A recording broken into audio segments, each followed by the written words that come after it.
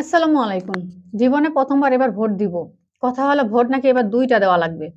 একটা হচ্ছে সরকারি ভোট, যেই দলকে আপনি ভোট দিতে চান, যাকে সরকার নির্বাচিত করতে চান তাকে ভোট দিবেন। দ্বিতীয়ত একটা হা ভোট, না ভোট। হা, না ভোটের ব্যাপারটা আসলে কি? এইটা মাঝখানে আমি নিজেও কনফিউশন এ ছিলাম যে হা ভোট দিলে ভোট কি হবে? না দিলে কি হবে? হা, না ভোট জিনিসটা খুবই গুরুত্বপূর্ণ। মানে এটা যদি না বুঝে ভোট দেন, ঠিক আছে? তাহলে আগামীতে যারা রাষ্ট্র ক্ষমতায় আসবে ধরে নিয়েন আপনি তাদের গোলাম হয়ে যাবেন। এখন আপনাদের হা দিবেন না দিবেন যার, যার ব্যক্তিগত ব্যাপার। কিন্তু হা দিলে কি হবে, না দিলে কি হবে? এই জিনিসটা আমাদের একটু জানা লাগবে, তাই না? কারণ বেশিরভাগ জানিই না ভাই। আমি আমি পর্যন্ত বুঝতাম না মানে বিস্তারিত কি। তো প্রধান উপদেষ্টার আমাদের যে পেজটা আছে সেখানেই পোস্ট করা আছে। হা ভোট দিলে কি হবে দেখেন।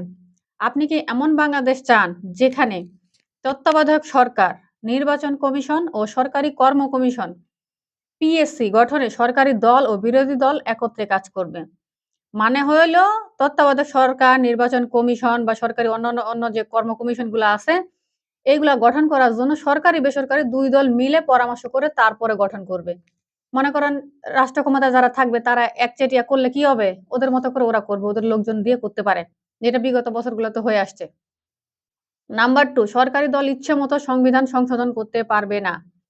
আমরা জানি সংবিধান হলো রাষ্ট্র চালানোর কি বন্দোবস্ত। এই সংবিধান সরকার চাইলে ইচ্ছামতো পরিবর্তন করতে পারে না। এটার জন্য জনগণের মতামত লাগে। বিগত কোনো বছরে দেখছেন যে সরকার আমাদের মতামত নিয়ে তারপরে সংবিধান পরিবর্তন করছে। তাদের জন্য যেটা সুবিধা হয়েছে তারা সেটাই করছে। আচ্ছা ব্যাপারটা বুঝছেন আশা করি। নাম্বার ৩ হচ্ছে দেখেন গুরুত্বপূর্ণ পরিবর্তনের ক্ষেত্রে গণভোটের বিধান চালু হবে। সংবিধানে মেজর কোনো বিষয় নিয়ে যদি পরিবর্তন করা লাগে তাহলে আমাদের মতামত নিতে হবে। মানে জনগণের মতামত নিয়ে জনগণ যদি রায় দেয় তারপরে সেটা করতে পারবে। এর আগে আপনাদেরকে কেউ জিজ্ঞেস করছিল কোনদিন? করে নাই। তারপরে যেটা আছে, বিরোধী দল থেকে ডেপুটি স্পিকার এবং গুরুত্বপূর্ণ সংসদীয় কমিটি সমূহের সভাপতি নির্বাচন করতে হবে। সরকার ক্ষমতায় থাকবে কিন্তু বিরোধী দলের যারা থাকবে গুরুত্বপূর্ণ ব্যক্তি, তাদের থেকে ডেপুটি স্পিকার এবং কি অন্যান্য গুরুত্বপূর্ণ সংসদীয় যে কমিটিগুলা আছে, ওগুলাতে তাদের মধ্য থেকে করতে হবে। মানে সরকার ক্ষমতায় থাকলো, সেখানে বিরোধী দলের লোকজন তাদের সাথে এনগেজ থাকলো। তার মানে কি? ভারসাম্য কিছুটা রক্ষা হবে। একলা থাকলে যা হয়, সব আমার। এরপর যত মেয়াদি হোক কেউ সর্বোচ্চ ১০ বছরের বেশি প্রধানমন্ত্রী থাকতে পারবে না।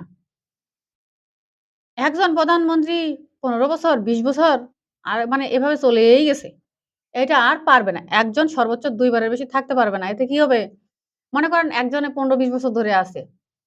সরকার বা রাষ্ট্রের প্রতিটা প্রতিষ্ঠান কি করে? তাদের হয়ে যায়। তখন আর মানে প্রতিষ্ঠানগুলো জনগণের জন্য কাজ করে না, সরকারের জন্য কাজ করে। মানে এইটা। এরপরে আসলো সংসদে নারীর প্রতিনিধিত্ব পর্যায়ক্রমে বাড়বে। এটা আপনাদের যার, যার মতামত এটা নিয়ে আপনাদের অনেক ধরনের দেখতে পাচ্ছি আমি। এটা আপনারাই বিচার করেন। ঠিক আছে? তারপরে হচ্ছে ক্ষমতার ভারসাম্য প্রতিষ্ঠার জন্য পার্লামেন্টে একটি উচ্চ কক্ষ গঠিত হবে। ক্ষমতার ভারসাম্য রক্ষা করার জন্য। ঠিক আছে? দেশের বিচার ব্যবস্থা স্বাধীনভাবে কাজ করবে। দেশের বিচার ব্যবস্থা স্বাধীন। ওইখানে কেউ হস্তক্ষেপ করতে যাবে না। না সরকার না অন্য কেউ। কিন্তু বিগত বছরগুলাতে এগুলা দেখা গেছে সেই শুরু থেকে বিচার বিভাগ না স্বাধীন না। ওগুলাও সব দলীয়। দেখছেন তো? মানে বিচারপতিও রাজনীতি করে।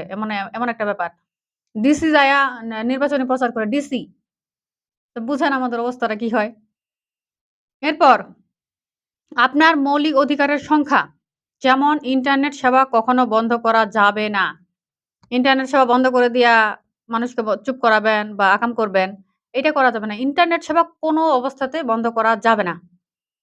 এরপরে দণ্ডপ্রাপ্ত অপরাধীকে রাষ্ট্রপতি ইচ্ছেমতো ক্ষমা করতে পারবে না। আচ্ছা একটা বিধান ছিল যে দণ্ডপ্রাপ্ত যে আসামি তারা রাষ্ট্রপতির কাছে যদি ক্ষমা চায় এবং তিনি যদি ক্ষমা করেন তাহলে তার সবকিছু মাফ। এমন একটা আইন ছিল এটা করতে পারবে না। এটা বাদ দিতে হবে। রাষ্ট্রপতি ও প্রধানমন্ত্রীর ক্ষমতার মধ্যে ভারসাম্য থাকবে। যারা সরকার গঠন করে প্রধানমন্ত্রী হয় তিনি সকল ক্ষমতার উৎস হয়। রাষ্ট্রপতির কোনো অ্যাক্টিভিটি ক্ষমতা আমরা কিছুই দেখতে পাই না। মানে তার কোনো কাজই নেই। শুধু একটা পদ, সেখানে তিনি বসে আছে। মানে এমনই দেখে আসছি এতদিন ভাই আমি কি বলব আপনারা তো দেখতেছেনই। রাষ্ট্রভাষা বাংলার মর্যাদার পাশাপাশি অন্যান্য জাতিগোষ্ঠীর ভাষারও সাংবিধানিক স্বীকৃতি দিতে হবে।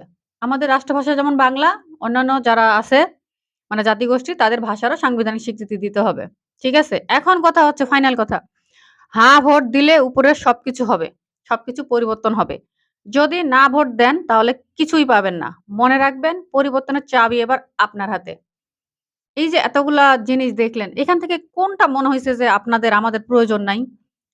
যেকোনো পরিস্থিতিতে ইন্টারনেট বন্ধ করা কি উচিত? বিচার বিভাগ কি স্বাধীন হওয়া উচিত না? রাষ্ট্র ক্ষমতার ভারসাম্য কি ঠিকঠাক রাখার কি প্রয়োজন নাই?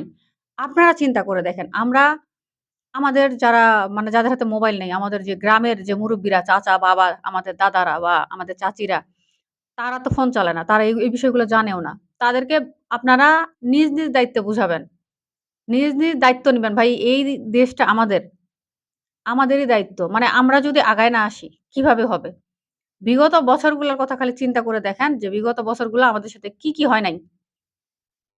দুর্নীতি থেকে শুরু করে কোন প্রতিষ্ঠানটা ঠিকঠাক মতো কাজ করছে বলেন?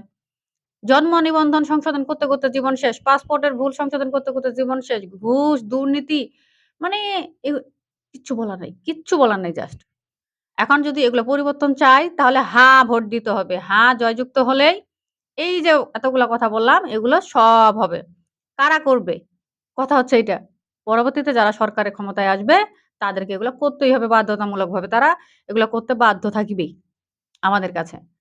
এখন বাকি দায়িত্ব আপনাদের। আপনাদের যেটা খুশি সেটাই করবেন। কিন্তু এই দেশটার মালিক আমরা, আমরা মালিক। আপনার বাড়ির মালিক যেমন আপনি, আপনার জমির মালিক যেমন আপনি, এই দেশের মালিকও আপনি। এখন আমার জিনিস আমি কিভাবে রাখবো, কিভাবে চলবে, গুছায় রাখবো নাকি আমি হেলায়-ফেলায় যা খুশি হবে হোক, আমি দেখব না। এটা আপনাদের দায়িত্ব। ধন্যবাদ।